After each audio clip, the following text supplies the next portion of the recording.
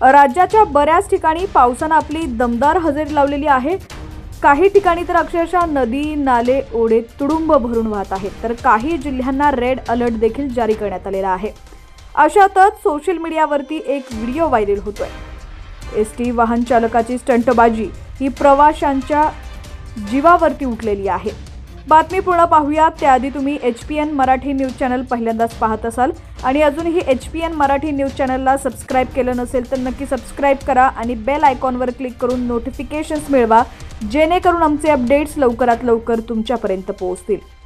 तर पाली बस स्थानकातून बुधवारी 24 तारखेला सकाळी 11:15 वाजता घोडगाव मार्गे पेणकडे राज्य परिवहन महामंडळाची बस निघाली। मुसळधार पावसामुळे अंबा नदीनं रौद्र रूप धारण केलं होतं।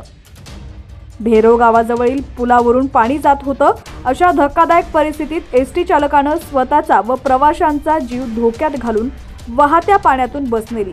संबंधित चालक व वाहक यांच्यावर निलंबनाची कारवाई करावी अशी मागणी वंचित बहुजन आघाडीतर्फे करण्यात आली असून पाली बस स्थानकात निवेदनही देण्यात आलंय। पुलावरून जाणाऱ्या एसटी बसचा व्हिडिओ समाज माध्यमांवरती व्हायरल झालाय।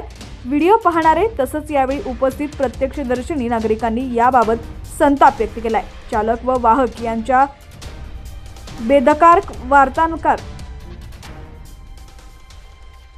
चालक व वाहक या दोघांवरतीही कारवाई करण्यात यावी अशी मागणी नागरिकांकडून होतीये। भैरव इथं अंबा नदीवरील पुलावरून पाणी जात असताना चालकानं प्रवाशांचा जीव धोक्यात घालून धोकादायकरित्या बस पाण्यातून नेली।